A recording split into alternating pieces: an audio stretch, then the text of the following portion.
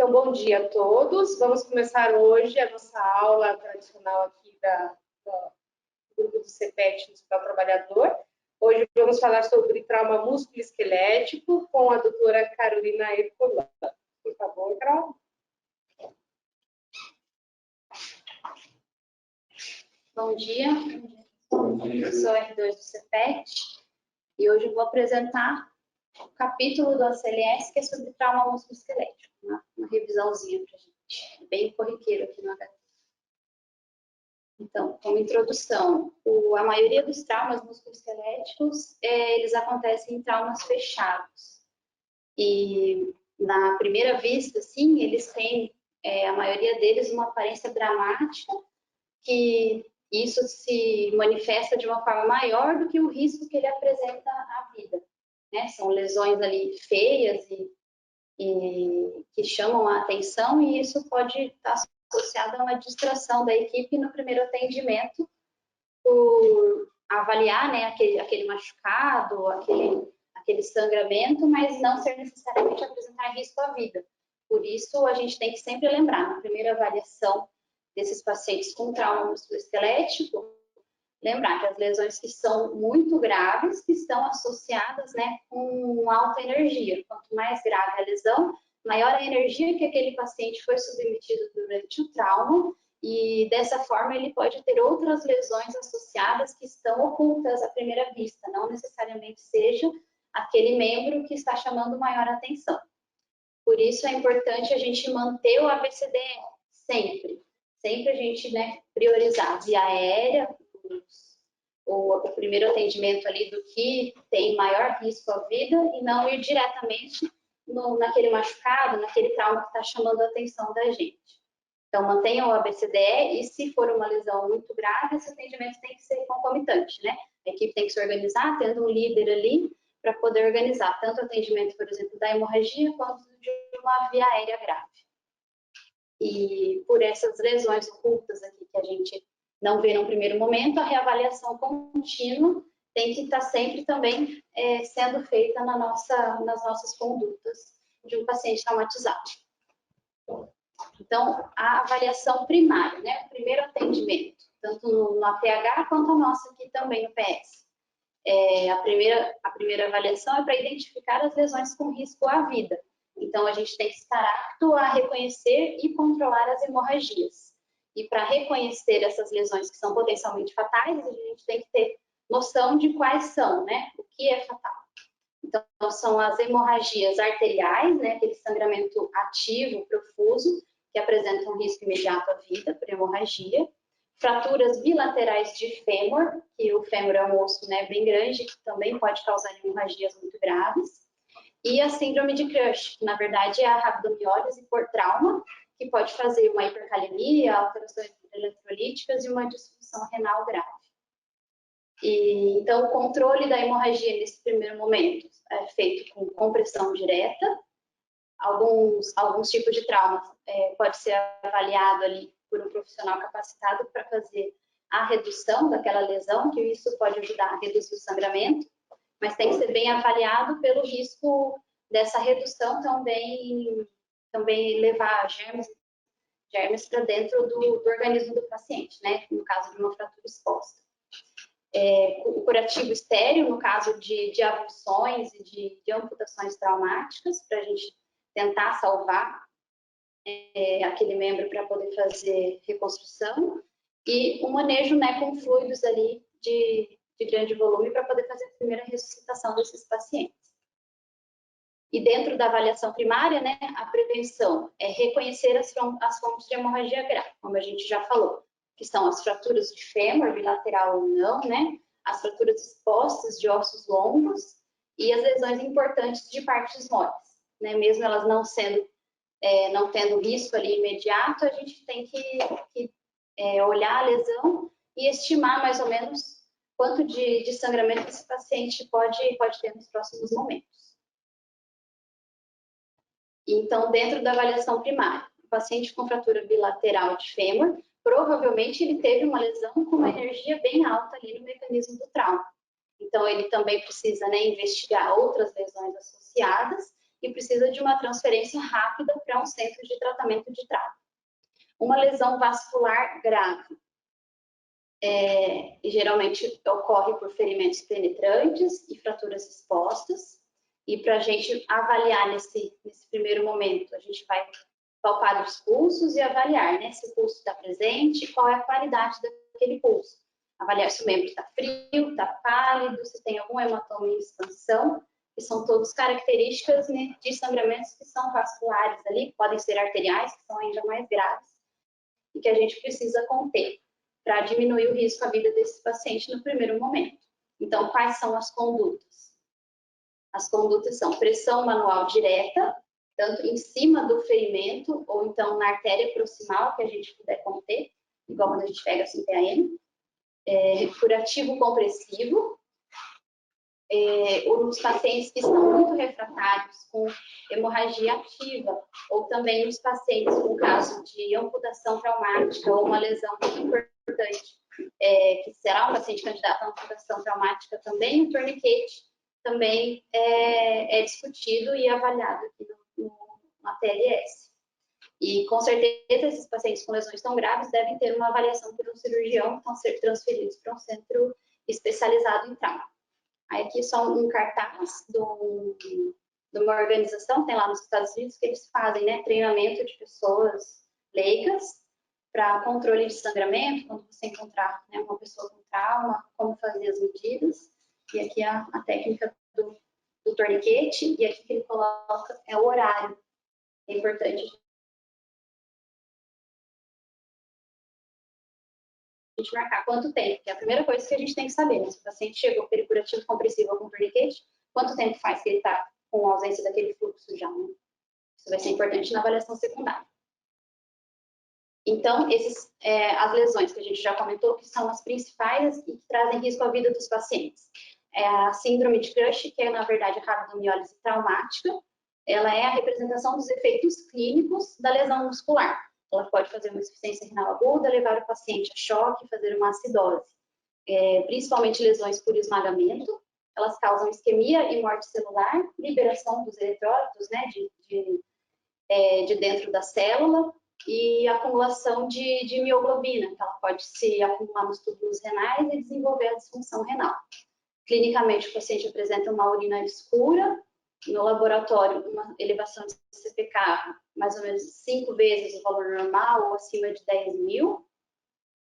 E uma das lesões que a gente também sempre vê aqui nos pacientes com trauma é essa lesão de Morel-Lavage, que o pessoal comenta, que é uma desconexão da pele da fáscia, e que internamente ali, nesse espaço, que faz um espaço morto, o paciente acumula muito líquido e também está associado, né, a essa lesão celular, essa lesão muscular, e que precisa também ser abordado de forma importante, então está associado com rabdomiólise. São lesões geralmente bem grandes no local do trauma fechado. E a conduta? A conduta num paciente com rabdomiólise traumática é a infusão agressiva e precoce de fluidos, e o objetivo principal aqui é evitar uma disfunção renal aguda nesses pacientes. E a gente tem, já faz um tempo nessa discussão, a gente, com certeza, né, infusão de fluidos precoce, infusão agressiva e o acompanhamento seriado da CPK é o que faz a diferença no manejo da insuficiência renal desses pacientes, mas a alcalinização da urina e a diurese osmótica são condutas discutíveis. O ACLS descreve como parte das condutas, é recomendado por alguns especialistas, eu dei uma procurada para a gente saber. No UpToDate também tem essa recomendação, e eu achei esse artigo do Jornal Americano de Emergência, de 2018, é uma revisão bem grande, que foi feita também sobre rabdomiólise, e aqui ele refere que é importante, né, no tratamento, fazer a hidratação agressiva com o objetivo de 300 ml por hora de diurese, mas o uso do bicarbonato para fazer alcalinizar, né, a urina, ou o uso de manitol, ou o uso de furosemida, por exemplo, para estimular a diurese, não tem grandes estudos randomizados que comprovem essa efetividade. É indicado por alguns especialistas, por outros não. Aqui, em geral, a gente faz mesmo a conduta da hidratação, mas não tem nenhum estudo grande que comprove mesmo o benefício.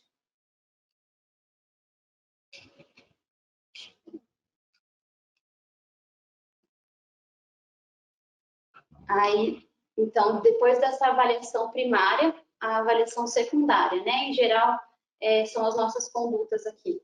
Quando o paciente já chegou estabilizado no primeiro momento, quais as informações importantes que a gente precisa saber de um paciente traumatizado. Qual foi o mecanismo do trauma?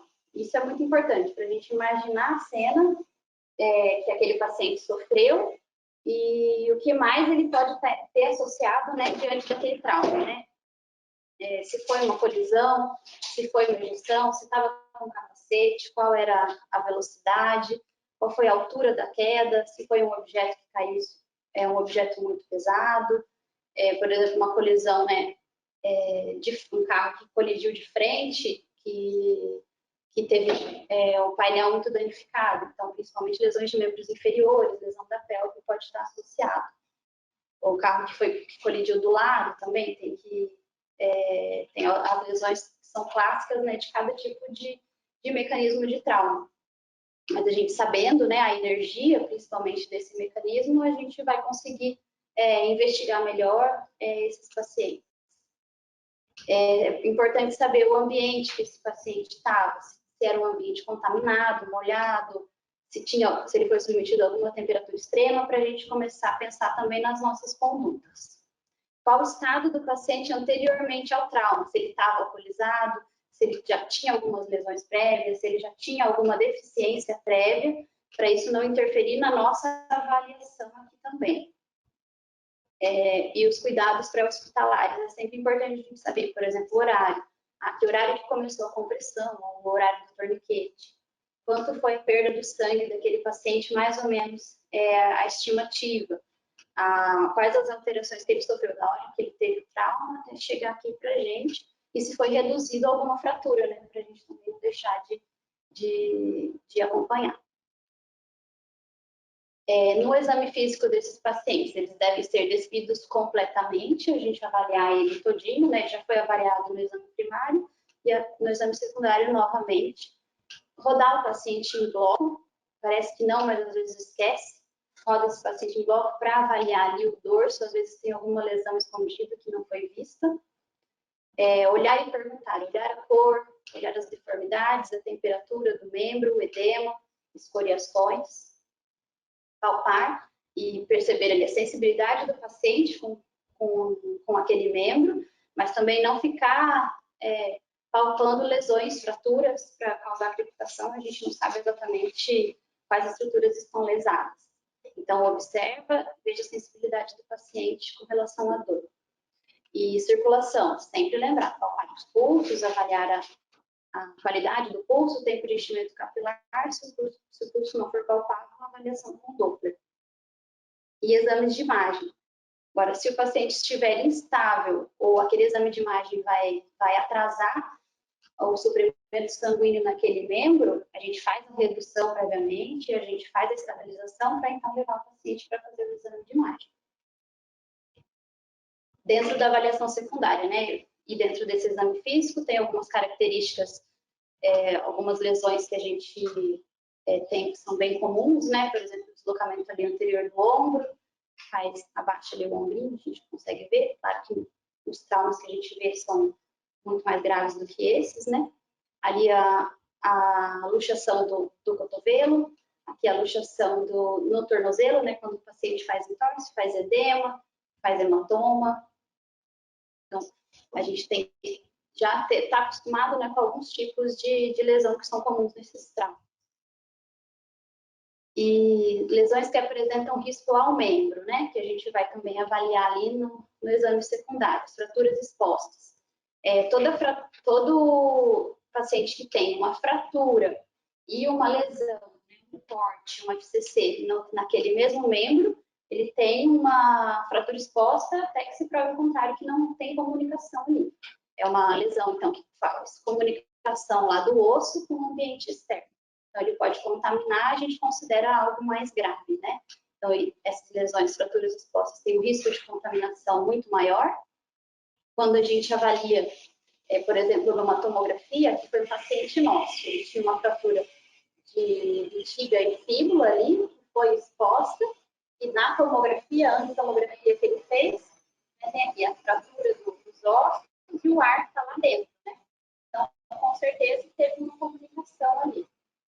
E todo paciente com fratura exposta, ele deve ser submetido a antibiótico terapia precoce, né? E guiada ali de acordo com as bactérias que a gente faz. Então, antibiótico terapia precoce e chamar ortopedista. Os antibióticos, então, que a gente já faz empírico para o paciente que chegou com fratura exposta. No mínimo, ele precisa receber uma cobertura com cefalosporina de primeira geração para a cobertura de gram positivo. Por quê? Porque é pele. Descontinuou ali a pele. Então, mesmo que seja uma lesão pequena, a gente vai começar essa cobertura para gram positivo. Agora, para lesões que são um pouco maiores, um pouco mais graves, a gente também associa. Aqui no HT, na maioria, a gente já associa cobertura gram positiva e gram negativa. Aqui no TLS, ele recomenda gentamicina para gram negativo. E para lesões ainda, né, mais graves, que tiveram contato com um ambiente contaminado, uma cobertura positiva e negativa de maior espectro, aqui ele coloca o tazocin. As lesões vasculares, né? Então, as lesões com risco ao membro, fratura exposta, lesões vasculares. A avaliação das lesões vasculares tem que ser contínua, porque às vezes no primeiro momento aquele paciente tem uma circulação colateral naquele membro e parece que não era tão grave. Mas com o passar do tempo, aquela circulação colateral já não dá mais conta, então tem que ser uma avaliação continuada. Redução de fratura, luxação daquele membro pode estar, né, comprimindo uma artéria, um fluxo. Então, às vezes, só de reduzir a luxação, ele restaura já o fluxo. Lesões vasculares são uma emergência, deve ser chamado, né, o cirurgião para uma avaliação cirúrgica daquele paciente. E membros que ficam sem fluxo por mais de 6 horas já estão, né, suscetíveis ali a acontecer uma necrose. Por isso que é muita emergência. Outra lesão, né, que apresenta risco ao membro, a síndrome compartimental, muito associada também, né, às lesões por trauma fechado, principalmente. São lesões que acontecem quando a pressão ali interna é suficiente para causar isquemia e necrose do tecido. Porque aqui ele mostra aqui a anatomia da perna, o músculo aqui está limitado pela fáscia, ali tem os nervinhos, né, os raminhos. Então, se a pressão aqui dentro, por um hematoma, começar a aumentar muito e pressionar aqui, pressionar os vasos, pressionar os nervos, e não tiver para onde escapar essa pressão, isso vai virar uma síndrome compartimental. Então, o paciente que tem hemorragia ou um edema dentro do compartimento, o músculo ali está limitado, então isso pode virar uma síndrome compartimental. Como a gente faz para avaliar, né? A gente tem que saber previamente que algumas lesões têm maior risco de causar síndrome compartimental. São fraturas de tíbia e do antebraço, alguns curativos apertados, pacientes com gesso, tem que estar sempre observando, pacientes que sofreram esmagamento, queimaduras, revascularização do membro e atividade física extenuante, são características que têm maior risco de sofrer síndrome compartimental. O diagnóstico é clínico e ele é feito a partir da avaliação do mecanismo de trauma e dos sinais clínicos que esse paciente apresenta. Quando o paciente está acordado, a gente consegue ver que no exame físico ele tem uma dor totalmente desproporcional, ou então é um membro que está com um edema mais tenso ali, com uma dor muito importante. Pacientes que não estão acordados, a gente só consegue avaliar mesmo o edema, né? Não consegue ver se ele está com muita dor ou não, se ele tem dor no movimento passivo ou não, né? Que é também uma característica. E para parestesia, alteração da sensibilidade naquele membro. Se a gente for esperar por ausência de pulso, fraqueza e paralisia, já não dá mais tempo. Aquele membro já pode estar sofrendo uma isquemia muito importante. E o tratamento da síndrome compartimental é totalmente tempo dependente, né? Se esperar muito tempo, aquele membro pode sofrer alterações ali que são irreversíveis. Então, deve ser feito afrouxado curativo, gesso, chamado cirurgião, porque o tratamento é fasciotomia, né? Tem que abrir ali o compartimento para liberar aquela pressão que está contida. E lesões neurológicas, né? Por exemplo, a síndrome compartimental pode causar são secundárias também, né, as fraturas e luxações. A gente tem que avaliar a função do nervo. Pacientes que não são colaborativos ou que não estão conscientes, a gente também tem essa dificuldade de poder avaliar. E faz parte, né, das lesões ocultas. A gente tem que estar sempre, né, reavaliando algum membro ali que a gente não deu importância no primeiro momento pela importância de outras lesões que foram primeiramente vistas. Aí que ele tem uma tabela, né, dos nervos, que a gente já precisa saber previamente qual o movimento que ele faz, qual o problema que pode apresentar. Por exemplo, aqui do inguinal, qualquer do ciático, movimento ali do tornozelo, o paciente fica com o pé caído, a gente tem que lembrar se aquele movimento que ele não está fazendo está associado com qual nervo, para a gente poder investigar a lesão que foi causada pelo trauma. E as injúrias também associadas, né? Por exemplo, um paciente que sofreu um trauma de ombro, com uma energia suficiente para deslocar o ombro, ele pode ter uma contusão do tórax, ele pode ter uma lesão mais importante ali do tórax, que a gente não pode deixar de investigar. Por isso que os pacientes fazem hipotesia aqui, né? Não é exagero, porque realmente a energia do trauma pode causar lesão em outros órgãos, não diretamente naquele que foi batido, né? Fratura de fêmur pode estar associada a fratura de ligamento, lesões ali do quadril, e fraturas expostas, a maioria delas está associada, né, com pelo menos uma lesão muscular, lesão na pele, outras lesões ali associadas. E em conclusão,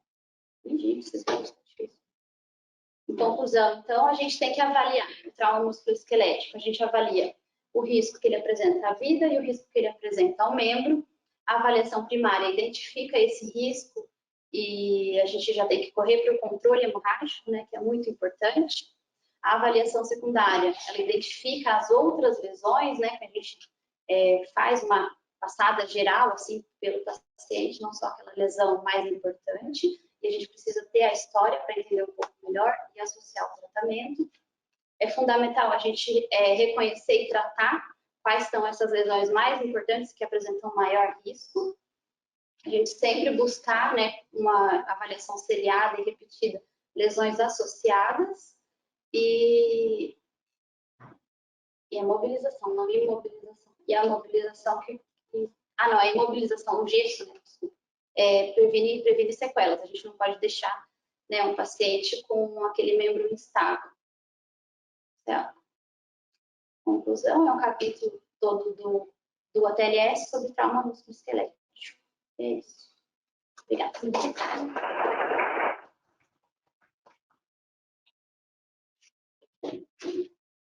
Então, vou comentar rapidamente em relação a esses traumas, né, das extremidades do paciente. Então, como a Carol deixou bem ressaltado, o paciente chega no hospital, a gente não pode, apesar de feia a lesão, aquela fratura exposta, está sangrando, claro, alguém da equipe pode ali comprimir, coloca um curativo estéreo e comprime, mas é preciso manter a sequência de atendimento sistematizado ou politraumatizado, porque temos que garantir a via aérea, a circulação do paciente. Então, isso pode ser feito de forma rápida, essa avaliação. Aí a gente parte, então, para as estruturas, para as extremidades do paciente. As fraturas expostas, ela tem o risco do sangramento e também da contaminação, que pode acontecer de forma grosseira na hora do acidente do paciente, mas também esse risco pode vir mais tarde, uma evolução mais tardia dessa infecção ali do sítio, né? Por isso é preciso começar o antibiótico profilático nas fraturas expostas, né? Cada hospital tem o seu protocolo. Aqui está sendo reavaliado o nosso protocolo, então, a princípio, ficaria uma cefazolina para fraturas com exposição mínima, né? Tipo puntiforme. Existe a classificação das fraturas expostas, né? Que é Mustilano, isso. E conforme a exposição vai se tornando maior ou o risco associado a um risco de lesão vascular, você deixa um pouco mais de tempo esse antibiótico e associa outros antimicrobianos para cobertura, né? Talvez o metronidazol, para renais. Existe, então, essa questão da fratura exposta, existe a questão da lesão muscular associada, que pode fazer a rabdomiólise.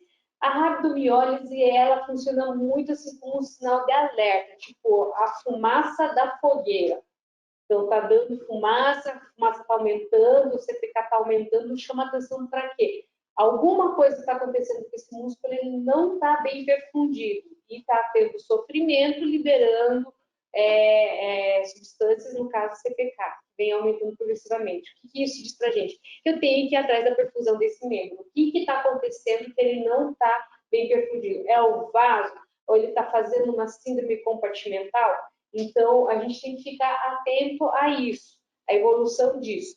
Se o CPK elevado vai fazer ou não uma lesão, uma injúria renal, isso vai depender muito da perfusão do paciente. Por que você faz bastante volume?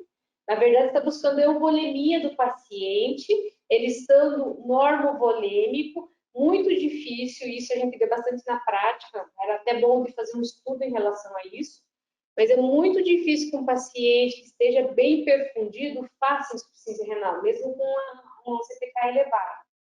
A gente já viu vários pacientes com CPK acima de 10.000 e tudo, e nem por isso fez disfunção renal. Agora, se ele está mal perfundido, aí a gente começa a ver as lesões renais se estabelecendo. E muitas vezes os pacientes vão necessitar de hemodiálise por acidose, ele faz mesmo aumento de espórios, faz uma urina mais concentrada. Então, a gente precisa dar um suporte de terapia de substituição renal até que ele recupere a função renal. Só que essa função só vai recuperada se a gente resolver o problema da perfusão do músculo.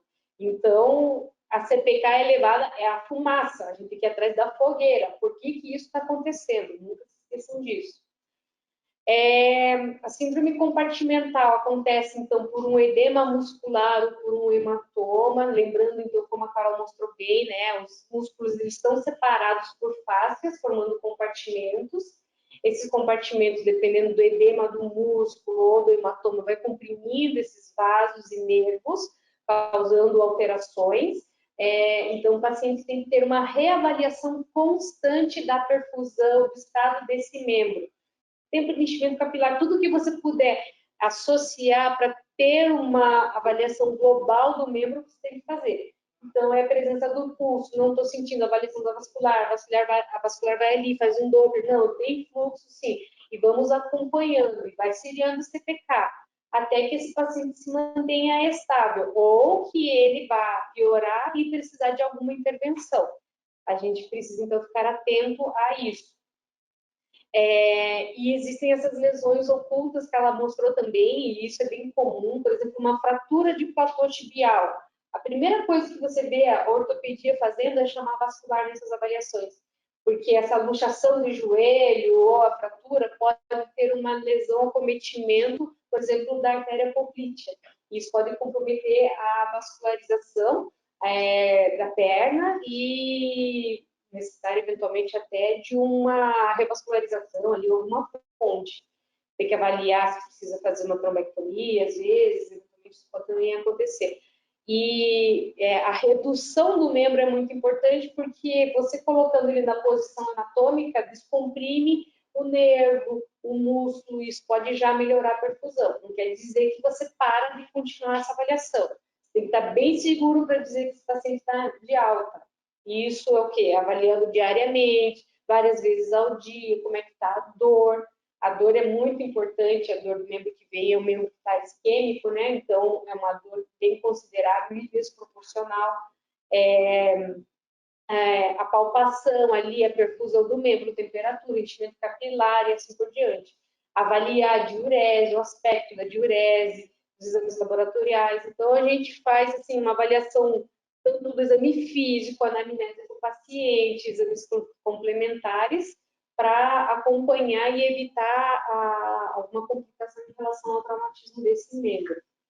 É extremamente comum, muitas coisas podem ser feitas para melhorar, tanto a parte da vascularização, quanto a parte da ortopedia, né, da reconstrução do osso, para deixar esse paciente o mais funcional possível. São lesões que muitas vezes não levam à morte, mas que podem deixar sequelas graves e deixando o paciente até com dificuldade para exercer seu trabalho, seu dia a dia, suas funções normais. Então, a gente não pode menosprezar esses cuidados nas extremidades. Lembrando que assim, uma porta de entrada mínima pode ser capaz de levar o paciente a óbito. Se ali entra uma bactéria capaz de fazer uma infecção no choque séptico, e a gente já viu isso acontecer, por cortes mínimos. Então, a gente não pode deixar de valorizar e fazer uma avaliação completa global do paciente. Certo, pessoal? Se tem alguma coisa que querem trazer da experiência de vocês, do que vocês têm visto, suas passagens pelo HT, alguma contribuição aí, dúvidas? Então é isso, gente. Acho que ficamos por aqui. Muito obrigada pela presença de todos. E semana que vem a gente tem mais, né? Obrigada.